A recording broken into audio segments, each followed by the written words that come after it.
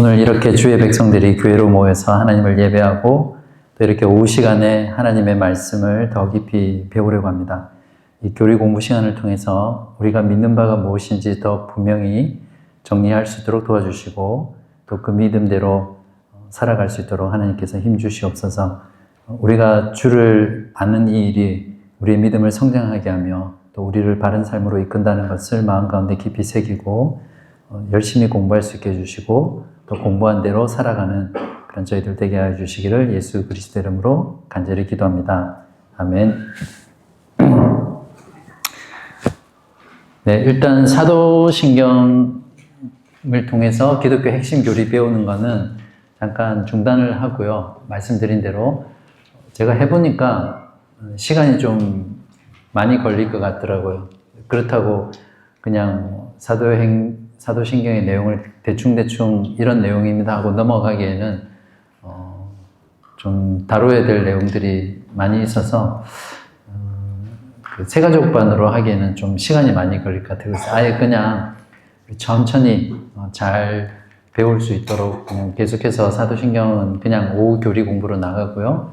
세가족반은 제가 좀 더 컴팩트하게 한 4주 정도, 길면 6주 정도로 해서 정회원 그 코스로 이렇게 만들려고 하고요.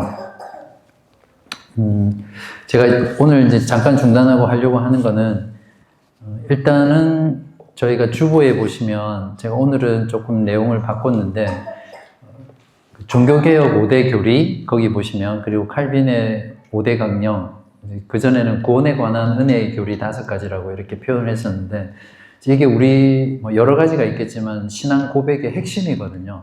핵심인데 여러분이 그 내용을 정확하게 알지 못하고 있으면 저만 고백하는 거고 저만 알고 있는 게 되니까 여러분들 이미 다 알고 있는 내용이지만 우리가 고백하는 함께 믿음을 고백하는 내용이 무엇인지를 같이 배우고 그걸 이제 정리하는 시간이 필요하겠다 해서 당분간 한 길면 4주 짧으면 3주 이렇게 하려고 하고요. 그리고 이 공부를 마치고 나면 7월 달에 제가 이 시간에 정회원이 꼭 알고 있어야 될 내용들을 개척 모임 때는 그러니까 개척 모임 때 다루지 않은 내용들이 있거든요. 그 부분들만 이렇게 해서 다루도록 하겠습니다. 그렇게 한 뒤에 7월 마지막 주 되기 전에 여러분들한테 다 정회원 이미 다 자격이 되시지만 정회원 신청을 받고 그리고 정회원 서약을 하고 서약식을 하고 그 다음에 이제 정회원으로 이렇게 하려고 합니다. 그리고 그 다음에 첫 성찬 그렇게 하려고 하거든요. 그것을 위해서라도 지금 이런 내용들을 하려고 합니다. 일단 오늘 하고 다음 주 2주 동안 나눠서 할 내용은 종교개혁 5대 솔라거든요.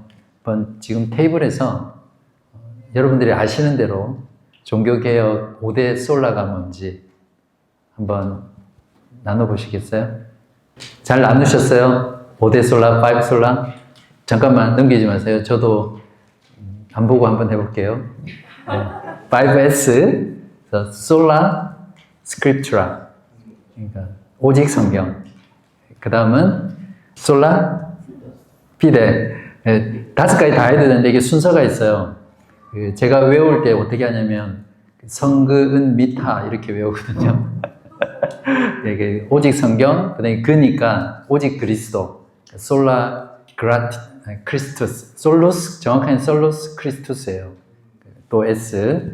세 번째는 성그은이니까 오직 은혜, 솔라 그라티아. 네 번째는 믿음, 그러니까 오직 믿음, 솔라 피데. 그리고 마지막이 성근하니까 미타니까 오직 하나님께 영광, 솔리데오 글로리아. 그래서 전부 다 라틴어로 S로 시작한다고 해서 5S 이렇게 부르기도 하고 아니면 종교개혁의 5대 교리다 이렇게 표현을 합니다. 넘겨주시겠어요? 제가 이 책을 한 거는 추천 도서입니다. 네, 정말 좋은 책이에요. 제임스 보이스 몽고메리 목사님이 쓰신 건데, 파이브 솔라에 대해서 오늘날 현대 교회의 어떤 그런 문제라든지 그런 부분들을 지적하면서 다시 종교개혁의 교리를 회복하자, 이제 이런 의미에서 쓴 책입니다. 그래서 그 추천도 쓰고, 또 제가 이번에 강의하는 내용은 이 책을 기준으로 강의를 하려고 합니다. 그래서 나중에 좀 여력이 생기면 어떤 분이 이런 도서를 주문받아서 한국에 주문해서 저기 제 오피스에 도서관을 이렇게 꾸밀 수 있거든요. 거기다 책을 사놓고 이렇게 교우분들이 사고 또 읽고 하는 그런 게 있으면 좋겠어요. 우리 교회 안에. 다음 주 기도 제목으로 기도할까요? 네, 아무튼 그렇고요. 넘겨주세요. 네, 넘겨주시고요. 네, 금방 말씀드린 저 내용입니다. 자, 저기서 오늘 다룰 내용은 처음에는 5가지를 다 오늘 하려고 하다가 준비하는 중에 이건 안 되겠다 해서 2가지만 하려고 하거든요. 오직 성경 그리고 오직 그리스도, 이 2가지만 오늘 다루려고 하고요. 제가 다음 주에 출력해서 나눠드릴 건데, 캠브리지 선언이라는 게 있습니다. 이게 1996년도에 특히 이제 미국 교회 또 영국 교회, 많은 현대 복음주의 교회가 실제 복음에서 너무나 멀어져 있는, 종교개혁이 남겨놓은 위대한 교리들에서 멀어진 그런 현상들을 너무 안타까워하면서 복음주의 신학자들, 또 그런 협회의 탁월한 목사님들이 같이 이제 그 선언서를 만들고 선언을 발표했던 내용들이거든요. 캠브리지 선언. 특히 그 내용이 종교개혁의 5가지 교리, 5 솔라를 기준으로 작성을 했어요. 그리고 이런 교회를 회복해 나가자, 그런 그 선언인데, 제임스 보이스 목사님도 그 중에 중요한 역할을 했고, 여러분 혹시 들어보셨을지 모르는데 데이비드 웰스라는 분이 있어요. 그 기독교계의 엘빈 토플러다, 그런 별명이 있는 분인데, 그분이 주도적으로 이 일들을 했었고, 그리고 마이클 호튼이라는 또 신학자가 있어요. 저희 모 신학교에 일주일 동안 강사로도 오신 적이 있는데, 그런 분들이 주축이 돼서 선언한 내용입니다. 그래서 여러분이 그 내용만 여러 번 읽으셔도 정말 우리가 지켜내고 사수해야 될 교리가 무엇인지 잘 알 수 있거든요. 다음 주에 제가 나눠드리겠습니다. 오늘 나눠드리면 왠지 제 강의 내용이 신비감이 떨어질 것 같아가지고. 네. 자, 오늘 보겠습니다. 먼저 오직 성경, 솔라 스크립트란데, 캠브리지 선언의 오직 성경 파트 부분에 이렇게 되어 있습니다. 오늘날은 성경의 권위가 쇠락되었다. 그러니까 그 현대교회의 지금 모습을 말하는 거죠. 그러니까 성경의 권위가 없다는 거죠. 그러므로 우리는 어떤 고백을 하냐면, 하나님을 알고 순종하는 데 필요한 모든 사항은 바로 성경 안에 있음을 재확인한다. 크리스천의 양심을 강제할 수 있는 어떤 다른 형태의 권위도 인정하지 않는다. 중세 가톨릭 같은 경우는 성경보다 교회, 더 나아가서는 이제 교황이 가장 위에 있었으니까 성경보다 권위가 높은, 그러니까 교황이 성경을 이렇게 해석하면 그게 맞는 게 되는 거죠. 그리고 세 번째는 성경만이 우리 생활과 신앙의 유일한 법칙이며, 이게 참 중요합니다. 그리스도인이라고 하지만 이렇게 잘 안 사는 것 같아요. 그러면 우리는 오직 성경을 믿지 않는 거죠. 다른 계시와 환상이나 꿈이나 천사 방문 등이 아니라 성경의 충족을 믿으며, 그러니까 우리가 이 땅에서 살아가면서 필요한 모든 인도와 모든 말씀과 생활에 관한 것은 성경에 있다는 거예요. 성경으로 충분하다는 거예요. 어떤 꿈이라든지 환상이라든지 또 어떤 특별한 계시라든지 그런 걸 추가적으로 우리가 필요한 게 아닙니다. 이걸 신학적으로 계시 종결성이라고 하거든요. 그래서 성경 66권으로 하나님께서는 하나님의 말씀을 종결시켰어요. 그 이후에는 우리는 이 말씀을 가지고 신앙생활을 하는 거죠. 그게 오직 성경의 내용입니다. 그걸 지금 다시 선언하는 거죠. 성경 외에 다른 경전을 인정하지 않으며 성경은 성경으로 해석하는 성경 해석의 원칙을 준수하며, 이게 참 중요해요. 성경이 성경을 해석하거든요. 근데 성경에서 어떤 특정한 본문만 탁 떼가지고 그러니까 오직 성경은 전체 성경이거든요. 들어보셨어요? 솔라 스크립추라는 토투라 스크립추라. 그러니까 성경의 어떤 본문의 경우에도 해석을 할 때 다른 본문과 일치해야 된다는 거예요. 어떤 본문에 어긋나면 그 본문만 떼서 그것을 말한다 하더라도 그거는 그렇게 해석하면 안 된다는 거죠. 그러니까 성경이 성경을 해석하는 거죠. 예를 들면 하나님은 모든 사람이 구원받기를 원한다라고 했을 때 이걸 가지고 보편 구원론자들은 모든 사람은 결국에는 다 구원을 받는다 이렇게 주장하거든요. 그 성경 구절을 가지고. 그게 잘못된 성경 해석이라는 거죠. 성경 전체는 모든 사람이 구원받는다고 말하지 않거든요. 그런 거면 우리가 여기 이렇게 열심히 신앙생활하고 예수를 믿고 교회로 모일 필요가 없죠. 네. 이제 그런 거예요. 그게 오직 성경의 의미입니다.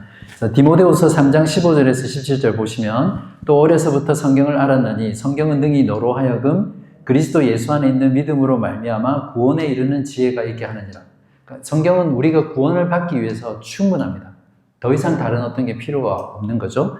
모든 성경은 하나님의 감동으로 된 것으로 교훈과 책망과 바르게 함과 의로 교육하기에 유익하니 이는 하나님의 사람으로 온전하게 하며 모든 선한 일을 행할 능력을 갖추게 하려 함이라. 자, 여기서 오직 성경이라고 할 때 우리가 중요한 성경의 속성이 뭐냐면 하나님의 말씀의 무오성이라는 거예요. 무오성이라는 게 오류가 없다 이 말이잖아요. 그죠? 하나님은 오류가 있으십니까? 오류가 없으시죠? 그러니까 하나님의 말씀은 오류가 있을 수 없죠. 그래서 이걸 성경의 무오성이라고 하는데 자유주의 신학자들이 막 판칠 때는 이 부분이 많이 손상을 당했습니다. 근데 오늘날 경우에는 모든 거의 복음주의 교회들은 이 성경의 무오성을 믿습니다. 또 그렇게 고백을 하고. 근데 실제로는 그렇지 않은 경우가 많죠.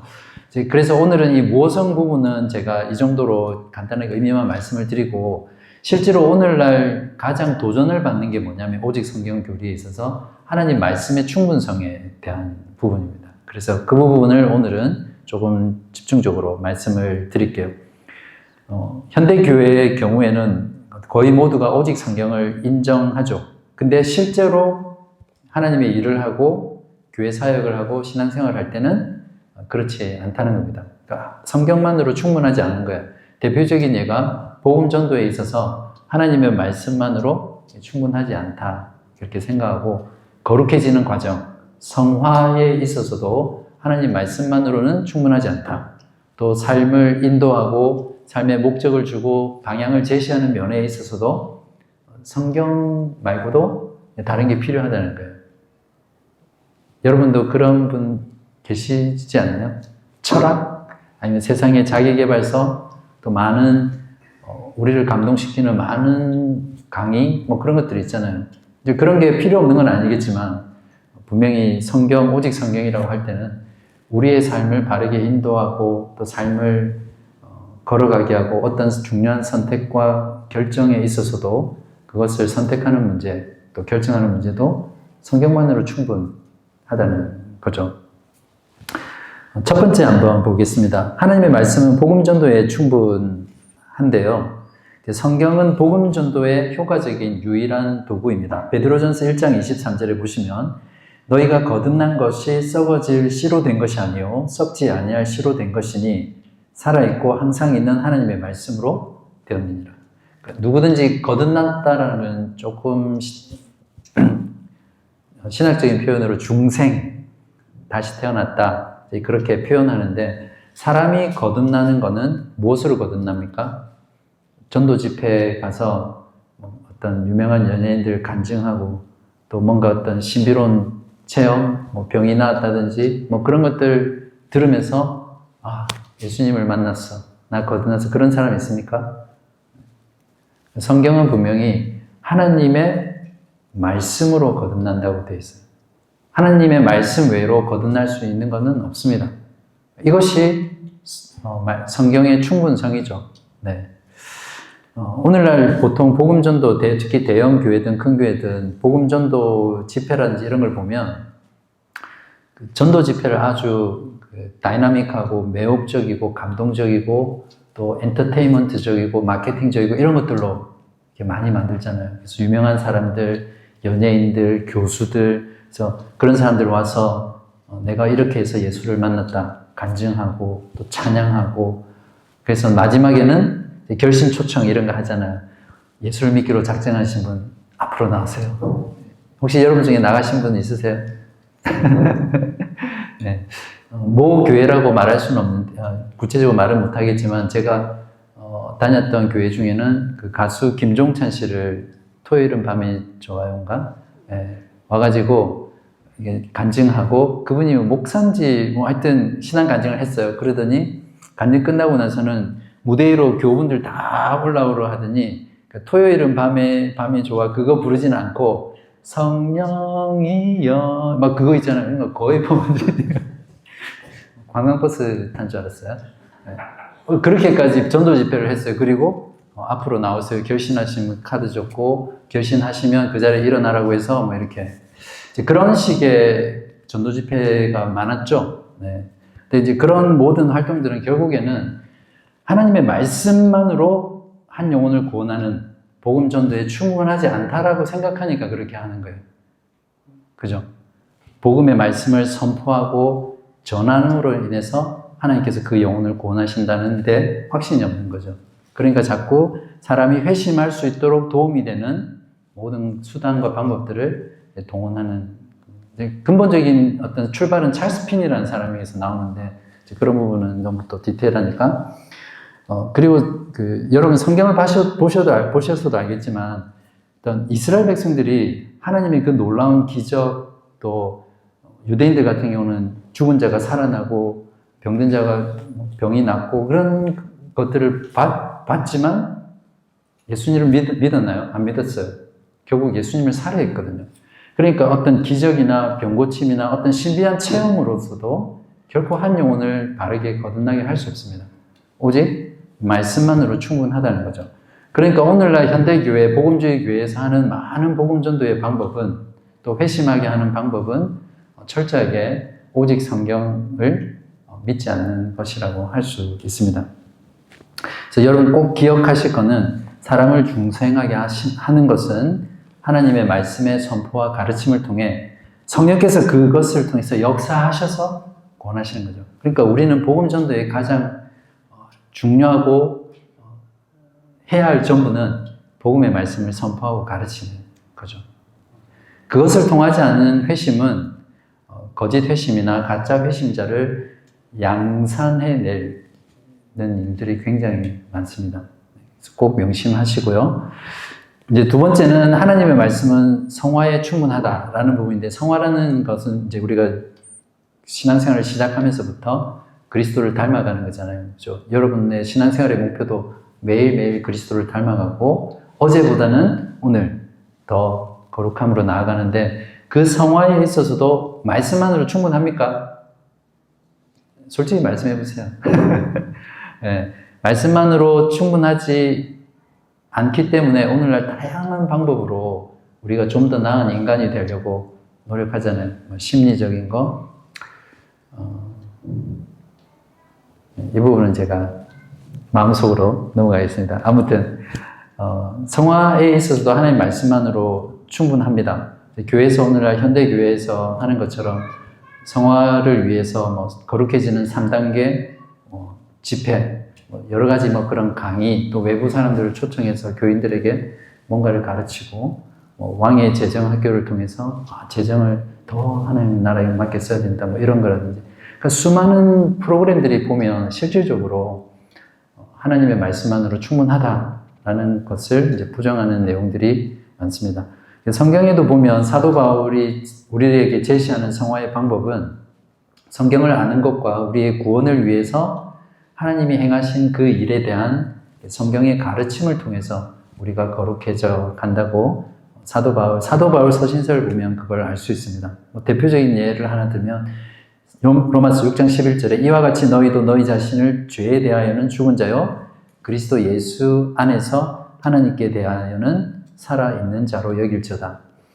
오늘 아침에 설교했던 내용도 그렇지만 그런 말씀을 통한 진리를 우리가 알게 될 때 사랑이라는 것은 굉장히 어떻게 보면 감성적이고 또 우리의 삶 가운데 드러나는 것인데도 불구하고 그것이 올바른 교리를 우리가 알 때 그런 사랑을 할 수 있는 것처럼 우리가 거룩해지는 것도 결국에는 말씀을 통해서 거룩해지는 거거든요. 우리가 말씀을 알고 그 말씀을 통해서 진리를 깨닫게 될 때 우리의 지성과 우리의 감성과 우리의 의지가 전인적으로 작동해서 우리가 거룩으로 나아가는 거거든요. 그래서 성경 말씀이면 충분합니다. 여러분 보기는 봐야 되겠지만 좀 더 나은 사람이 되기 위해서 세상의 철학, 또 자기개발, 또 그런 것들을 추구하면서 너무 이렇게 시간을 낭비하지 마시고 하나님의 말씀을 통해서 우리는 거룩해질 수 있습니다. 동의하십니까? 네. 그리고 세 번째는 이 부분은 네, 하나님의 말씀의 인도하심을 받기에 충분하다는 건데 이런 부분에 대해서 제가 강의를 할 때나 또 가르칠 때 항상 좀 반대 이런 의견들이 많았어요. 그래서 제가 조금 그런 마음이 생기는데 한번 그룹으로 질문을 한번 서로 나눠보십시오. 하나님의 인도를 받을 때 정말 성경 말씀만으로 충분합니까? 나눠보세요. 여러분이 살면서 어떤 선택과 결정을 해야 될 때 여러분 하나님의 말씀만으로 충분합니까? 아니면 뭔가 다른 게 필요합니까? 질문이 너무 강한 거예요. 좀 더 구체적으로 말하면 성경에 없는 뭔가를 여러분이 원하거나 또 필요하다라고 생각했을 때 뭐 예를 들면 어떤 직업을 가져야 할까? 또 누구랑 결혼해야 될까? 또 어디서 살아야 될까? 이런 것들은 성경에 안 나오잖아요. 그죠? 내가 지금 얼마가 있는데 이걸 주식에 투자할까? 부동산에 투자할까? 네? 안 나오잖아요. 사람에게 투자할까? 안 나오잖아요. 우리가 살면서 성경에 없는 선택과 결정을 해야 될 때가 많아요. 그럴 때 여러분 하나님 말씀만으로 충분한가? 아니면 어떻게 여러분 그런 경우에 결정을 하세요? 한번 토론 한번 해보세요. 자, 계속하겠습니다. 그냥 여러분 추세를 보니까 한 30분도 계속 이야기를 나누실 것 같아서 네, 그 다음 모임에 또 지장이 있으니까 일단 정리를 하겠습니다. 사실 기독교는 신비로운 종교입니다. 그죠? 근데 신비주의는 아닙니다. 네. 근데 오늘날 많은 부분에서 교정되어야 될 신앙의 어떤 모습이 바로 이런 모습이라고 저는 생각을 하는데요. 항상 머릿속에 계시는 종결됐다. 이거를 머릿속에 잘 두시면 돼요. 그러니까 어떤 분들이 이런 결정들을 할 때 저도 참 많이 만나봤는데 하나님께 기도하는 중에 하나님이 세미한 음성을 들려주셨다. 그래서 이렇게 하기로 했다. 철수가 아니라 다른 사람을 선택했다. 네? 사실 많은 사람들이 그렇잖아요. 연애할 때도 하나님이 기도했는데 하나님 뜻으로 만나기도 하고 또 헤어지기도 하고 하나님의 뜻이라고 하면서 그렇게 많이 우리가 생각하잖아요. 똑같이 기도했는데 어떤 사람은 똑같은 걸 위해서 기도했는데 어떤 사람은 하나님의 뜻이라고 하면서 거부하고 어떤 사람은 그게 하나님의 뜻이 아니라고 하고 자, 그래서 어떤 뭔가 그런 세미한 음성을 하나님께서 들려주셔서 아니면 꿈을 통해서 이렇게 이 사람을 택하라고 해서 여기에 살라고 해서 그렇게 말을 하는 사람들이 있다면 여러분 어떻게 해야 됩니까? 이렇게 기도했더니 하나님께서 이렇게 하라고 했다라고 말을 할 때 어떻게 말해줘야 됩니까? 네. 네. 어느 성경 몇 장, 몇 절에 있냐? 물어보세요.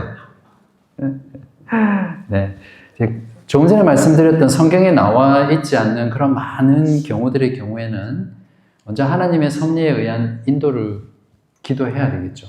하나님께 기도하고 그 기도하면서 하나님께서 언제나 우리의 삶을 이끄시고 인도하시고 바른 길로 우리를 이끌어 주실 거라는 그런 어떤 확신, 우리를 지키시고 보호하실 거라는 그 확신 가운데 있다면 그것들을 하나님께 의지하고 여러분의 마음 가운데 자유롭게 선택하면 돼요. 어떤 결정이든 하나님의 섭리와 인도를 신뢰하는 가운데 하나님이 주신 여러분의 자유의지로 선택하시면 됩니다. 뭔가 하나님이 이렇게 점쟁이처럼 이런 경우에 이렇게 하라고 내 마음속에 음성을 들려주셔서 해서 이렇게 결정하고 그렇게 하면 위험하죠. 성경이 명백히 말하지 않는 영역에 대해서는 하나님의 인도를 구할 때 하나님께 순종하고, 그러니까 하나님의 뜻에 맞추어서 자신의 의지를 굴복시키고 또 경건한 삶을 살려고 노력하는 그 한에서는 여러분이 최선이라고 믿는 대로 행하시면 됩니다. 심플하죠. 두 사람이 있어요. 두 사람이 결혼하기 전에 총각이, 이 두 명 중에 누가 하나님이 점지해 주신 남편일까 아니면 아내일까, 그런 걸 고민할 필요 없다니까요. 어떤 사람 보면 이 사람이 진짜 하나님 기도 중에 어떤 남편일까 그렇게 결혼하신 분 있으신가 봐요. 그렇지 않아요. 내가 하나님의 뜻 가운데 또 성경에서 말하고 있는 부분을 우리 충실하는 가운데 내가 선택하면 돼요. 자, 그렇게 선택할 때 그것이 만약에 실수나 실패로 이어진다고 하더라도 그래, 나 선택을 잘못했어, 하나님의 뜻을 어겼어, 이게 아니라 하나님께서는 그 실수와 실패를 통해서도 하나님의 뜻을 이루어 가시거든요. 그것이 하나님의 뜻일 수 있어요.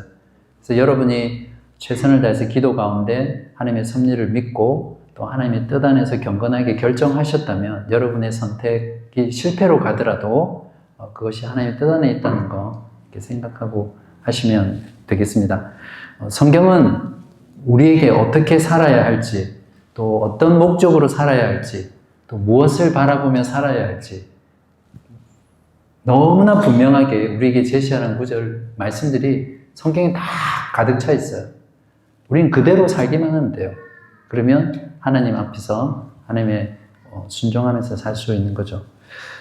예를 들면 그리스도를 닮아가는 부분, 십계명, 서로 사랑하는 명령, 거룩, 봉사와 섬김, 구제, 많은 구절들이, 말씀들이 우리에게 어떻게 살지를 제시해 주잖아요. 그죠?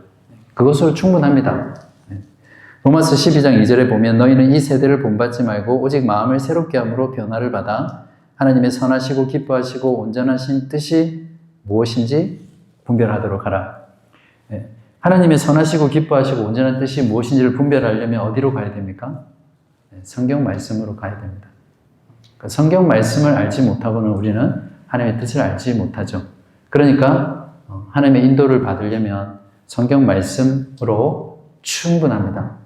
그 외에 다른 어떤 계시나 꿈이나 환상이나 아니면 내적 음성이나 어떤 세미한 속삭임이나 그런 것들에 의지해서는 안 됩니다.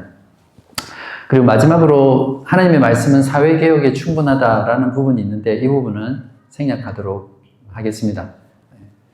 결론적으로 사회를 개혁하는 일에 있어서도 하나님의 말씀으로 충분하다는 거죠. 종교개혁이 그 당시에 1000년 동안 깨어지지 않는 그 거대한 잘못된 시스템을 깨트려 버렸잖아요. 그리고 온 세상을 개혁했거든요. 그 개혁의 핵심이 뭐냐면 말씀의 개혁이었습니다. 하나님의 복음의 말씀을 들은 한 영혼이 말씀으로 변화되고 개혁되자 그가 속한 가정이 변화되고 그 가정이 변화되자 그가 속한 지역사회가 변화되고 지역사회가 변하자 도시가 변하고 나라가 변하거든요. 그러니까 결국에는 한 영혼이 하나님의 말씀으로 인해 깨어질 때 사회가 개혁됩니다. 오늘 말씀을 나눴을 때 하나님을 대적하고 어둠과 죄악 가운데 있는 그 영혼이 하나님의 그리스도의 복음을 듣고 그 사랑을 그 마음 가운데 성령을 통해서 부흥받으면 어떻게 그 사람을 통해서 가정이 변하지 않겠습니까? 직장이 변하지 않겠습니까? 사회가 변하지 않겠습니까? 그럴 수 없다는 거죠. 그래서 여기서 말하는 것은 사회 개혁에 있어서도 하나님의 말씀으로 충분하다. 동의하시면 아멘 한번 해주십시오. 그런다고 진짜 하시네요. 네. 두 번째, 오직 그리스도인데, 시간이,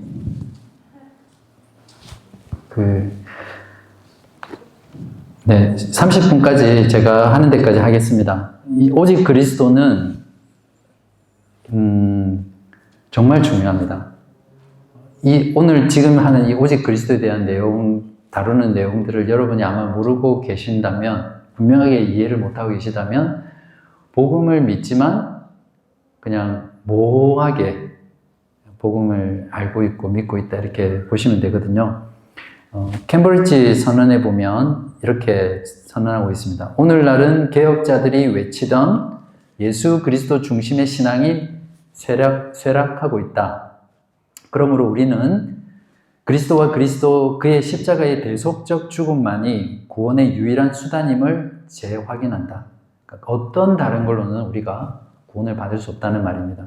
구속의 선포와 이를 듣는 자들과 구하는 자들의 믿음이 없는 복음 전파란 있을 수 없다. 예수 그리스도만이 우리의 구세주이다. 성경은 분명히 사람과 사람 사이에 유일무이한 중보자는 예수 그리스도뿐이라고 말하고 있다. 대표적인 말씀이 디모데전서 2장 5절과 사도행전 4장 12절인데요. 사도행전 4장 12절에는 다른 이로서는 구원을 받을 수 없나니 천하 사람 중에 구원받을 만한 다른 이름을 우리에게 주신 일이 없습니다. 이거 다 믿으시죠? 중보자는 그리스도 한 분이라는 거. 근데 실제로 딱 그 한국 교회나 세계 교회가 딱 들어가 보면 이걸 안 믿어요. 많은 교회들이 특히 오늘날 점점 더 이렇게 변해가고 있거든요. 그러니까 그리스도만을 통해서 구원을 받는 게 아니라 왜 그런 속담이 있잖아요. 뭐로 가도 서울로만 가면 된다. 그러니까 어떤 길로 가는 건 상관없는 거예요. 그리스도가 아니더라도 모하메드, 부처, 또 무언가 어떤 철학적인 그런 걸 통해서도 결국에는 최종적으로 구원에 이른다는 거죠. 그러니까 오직 그리스도만이 아니라 그리스도는 그 구원에 이르는 한 방법 중에 하나다. 그렇게 가르치는 거죠. 대표적인 예가 여러분 아시겠지만 WCC, 종교통합운동을 하는 그런 단체들. 기독교 아닌데 오직 그리스도가 아니에요. 그리스도는 one of the way가 되는 거죠. 그래서 오직 그리스도는 오늘 현대에 많이 도전받는 교리입니다. 그래서 그 복음의 핵심, 기독교의 핵심은 십자가죠. 십자가 신학이라고 하는데 고린도전서 15장 3절에 성경대로 그리스도께서 우리 죄를 위하여 죽으시고 이게 십자가입니다. 그래서 십자가 신학은 코끼리가 헤엄을 칠 만큼 큰 대양, 오션이면서도 어린아이가 건너갈 수 있는 웅덩이 같은 거예요. 그러니까 십자가 신학이 그렇게 단순한 것 같으면서도 풍성하다는 거죠. 그러니까 여러분은 웅덩이를 건너고 있어요? 아니면 대양을 헤엄치고 있습니까? 네. 예수님께서는 왜 죽으셨습니까? 예수님께서 왜 죽으셨어요? 십자가의 의미인데 왜 예수님께서는 죽으셔야 했어요? 십자가에. 이걸 여러분 아셔야 됩니다. 이미 아시는 거예요. 근데 제가 그걸 쉽게 정리해 주겠습니다. 3가지만 기억하시면 돼요. 십자가의 의미. 첫 번째, 만족. 따라해 보시겠어요? 만족. 네, 영어로 satisfaction. 두 번째는 희생제사, sacrifice. 세 번째는 대속, substitution. 그러니까 대체했다는 말이죠. 십자가의 의미는 예수님께서 십자가에 죽으신 이유고 그 의미는 요 3가지입니다. 그래서 여러분이 십자가, 복음을 안다고 할 때는 이 3가지를 분명히 알아야 됩니다. 아, 예수님께서 십자가에 죽으신 것이 이런 의미구나. 그걸 알아야 되는 거죠. 첫 번째는 만족입니다. 안셀무스라는 사람이 이렇게 말을 했어요. 하나님의 명예에 대한 인간의 무한한 훼손이다. 이것을 죄라고 정의했는데 하나님은 무한하신 분이죠. 그러니까 사람이 짓는 모든 죄는 하나님께 짓는 죄입니다. 맞습니까? 그러니까 우리는 무한하신 하나님께 죄를 지었고 그 죄라는 것은 하나님께 손상을 입힌 거기 때문에 그 죄값을, 그러니까 손상한 걸 갚아야 되잖아요. 그게 만족이에요. 근데 이 세상에 어떤 인간도 무한하신 하나님께 손상을 입힌 그 값을 만족시킬 수 있는 존재가 없죠. 맞습니까? 왜냐하면 그 값이 무한한 값이어야 되니까. 그래서 예수 그리스도, 완전한 하나님이시면서 완전한 인간이신 그분이 인간으로서 무한한 가치를 가지신 그분이 죽으셔야 비로소 하나님의 손상을 가한 것을 만족시킬 수 있는 거예요. 그래서 예수님께서 중보자로 죽으신 겁니다. 그게 만족이라는 개념입니다. 이해되셨죠? 네. 두 번째는 제사입니다. 희생제사. 그러니까 sacrifice. 만족이라는 거는 조금 어떤 면에서는 좀 법적인 그런 부분이니까 비인격적인 거죠. 근데 이 희생이라는 의미는 인격적입니다. 그러니까 하나님께서 개인적으로 죄를 지은 인간에게 진노하신 거예요. 진노. 그러니까 진노라는 거는 어마어마한 화가 나신 거죠.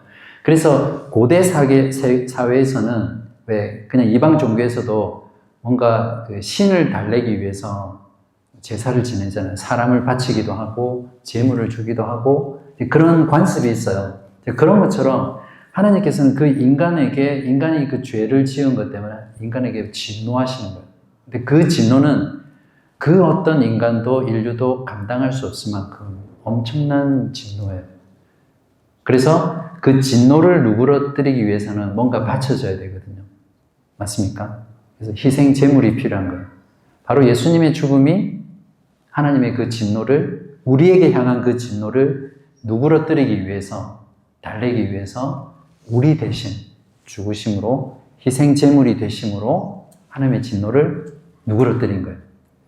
그리스도의 이 희생제사 없이는 그 어떤 인간도 이 하나님의 진노로 인해서 멸망당할 수밖에 없죠.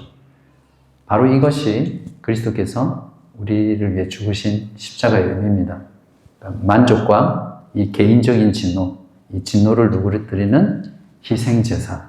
이것이 십자가의 두 번째 의미입니다. 다 알고 계시죠? 세 번째는 대속입니다. 그러니까 substitution. 대신이라는 그런 표현으로 생각하면 되는데, 쉽게 말하면 상호 교환, 치환이라는 말 아세요? 조금 어려운 말이긴 한데 서로 이렇게 교체하는 거예요. 그러니까 예수님께서 십자가에 죽으심으로 우리 죄는 그리스도께서 가져가시고 그리스도의 의를 우리에게 주시는 거예요. 이게 십자가의 죽음의 의미입니다. 대속. 그러니까 우리 대신 죄인의 자리에 서셔서 우리의 죄를 다 가져가시고 죽으신 거예요. 그리고 그리스도는 죄 없으신 분이시잖아요. 그죠? 그래서 그 그리스도, 그리고 죽기까지 모든 것에서 하나님께 순종하신 분이죠. 바로 그 그리스도의 의를 우리에게 주시는 겁니다. 그래서 이걸 전가한다라는 표현을 써요. 서로 주고받는 거예요. 이해되시겠죠? 그래서 십자가의 이 세 번째 의미는 바로 이 대속의 의미입니다. 죄는 가져가시고 의는 우리에게 주시는. 우리의 모든 죄는 예수님에게 다 덮어 씌우시고 전가시키시고 그리스도의 모든 의를 우리에게 전가시켜서 우리를 의롭다 하시는 거죠. 그러니까 우리가 의롭게 되어서 의롭다고 하시는 게 아니라 그분의 의로 우리 덧입혀 주시는 그런 의미입니다. 그러니까 이것이 십자가의 세 가지 의미입니다. 여러분이 이 십자가의 세 가지 의미를 모르시면 복음을 정확하게 이해하고 있지 않은 상태입니다. 다시 한번 정리하겠습니다. 십자가의 세 가지 의미, 만족, 희생제사, 대속. 이 세 가지 때문에 예수님께서 죽으셨고 또 이것이 십자가의 의미입니다. 여러분 그런 비디오 아마 보셨을 거예요. 하나님의 아버지의 사랑이 이런 거다 하면서 영무원의 아들이 아빠랑 같이 출근을 하는 거예요. 그래서 옆에 놀고 있는데 갑자기 놀던 아이가 안 보이는 거예요. 근데 딱 보니까 철로에서 놀고 있는 거야. 근데 뒤에서 기차가 막 오는 거예요. 이 아버지가 이 아이를 자기 아들을 살리려면 이 레바를 옮겨서 철로를 바꿔야 돼요. 그러면 이 아들은 사는데 이 기차는 이제 기차에 타는 모든 사람은 죽게 되죠. 여러분 같으면 어떻게 하겠어요? 그래서 그 비디오가 보여주는 건 뭐냐면 이 영무원 아버지는 이 많은 사람들을 살리기 위해서 그냥 아들을 죽이는 거예요. 감동적이죠? 근데 이게 복음입니까? 복음 아니에요. 이걸 공리주의라고 그래요. 많은 사람들을 살리는 것이 더 선인 거예요. 절대 복음 아니에요. 여기에 어디 만족이라는 개념, 희생제사라는 개념, 대속이라는 개념이 있습니다. 없어요. 그죠? 그러니까 우리가 이런 복음의 내용을 잘 알 때 이런 것들을 분별하고 또 우리의 믿는 바도 이 세 가지 사실을 알면 우리가 하나님을 바라볼 때 하나님을 대할 때마다 얼마나 감사하고 하나님의 그 은혜, 그 사랑에 얼마나 감격할 수 있겠어요. 이런 진리의 말씀을 정확하게 잘 모르니까 우리의 신앙도 늘 그냥 웅덩이를 건너는 그런 수준에 머물게 되는 거죠. 네, 결론을 맺겠습니다. 이 오직 그리스도에 관한 부분들을 우리가 적용을 해보면 성경의 기독교의 중심은 베들레헴이 아니라 뭡니까? 갈보리다. 이렇게 이해하시면 돼요. 이제 그런 면에서 예수님의 탄생에 너무 집중하고 이런 십자가의 복음을 설명하지 않고 그리스도의 탄생만을 축하하고 거기에 집중하는 크리스마스, 또 그런 교회들은 복음을 바르게 가르치지 않는 교회죠. 성경의 중심은 베들레헴이 아니라 갈보리다. 두 번째는 그리스도의 십자가의 죽음이 기독교의 핵심이라면 십자가 없는 복음은 있을 수 없죠. 그래서 어떤 복음 전도든 또 어떤 가르침이든 어떤 말씀이든 그리스도께서 십자가에 죽으신 이 세 가지 의미, 여기에 대해서 잘 가르치고 설명하지 않으면 복음을 가르치지 않는 것이다. 이렇게 이해할 수 있고, 그 다음에 마지막 세 번째는 속죄 없는 복음이 있을 수 없다면 속죄 없는 그리스도인의 삶도 있을 수 없겠죠. 네. 그래서 속죄를 통한 십자가의 공로는 이것이 우리의 사랑의 동인이 되죠. 이 십자가가 우리를 사랑으로 이끄는 거예요. 그러니까 우리 안에서 뭔가 사랑을 생산해내는 게 아니라 이 사랑을 받은 자가 하나님의 사랑에 이끌리고 또 이웃을 사랑하게 되죠. 그래서 이 사랑을 받은 사람은 예수님이 자신의 모든 것을 주셨기 때문에 또 우리는 우리가 가진 모든 것을 예수님께 드리게 됩니다. 아이작 와츠라는 사람이 이렇게 노래의 가사를 지었습니다. 온 세상 만물이 내 것이라 해도 너무나 하찮은 선물이 되리. 참으로 놀라운 하나님의 사랑, 내 영혼, 내 삶, 내 모든 것을 요구하네. 여러분, 예수 모든 것을 주셔서 사랑하신 주님의 사랑에 반응해서 또 여러분의 모든 것을 드리시는 그런 여러분 되시기를 바랍니다. 기도하겠습니다. 하나님 아버지 감사합니다.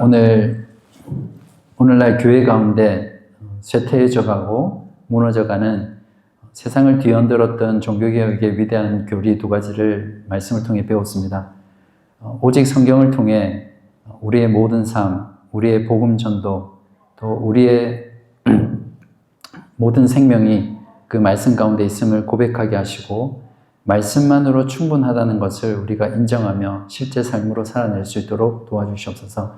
그 말씀으로 우리 각자 영혼이 변화되게 하시고 새로워지게 하시고 복음으로 온전해져서 우리가 가는 곳마다 주님의 말씀을 따라 세상이 변화될 수 있도록 인도하여 주시옵소서.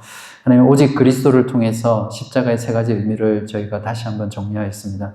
이 복음의 메시지를 우리가 굳게 붙잡고 앞으로 신앙생활하는 모든 삶 가운데 이 복음을 더 깊이 알 수 있도록 도와주시고 복음의 풍성함과 깊이와 넓이로 인해서 늘 감격하며 하나님께 감사하고 또 그리스도를 위해서 내 모든 것을 드릴 수 있는 그런 복된 신앙을 되게 하여 주시옵소서.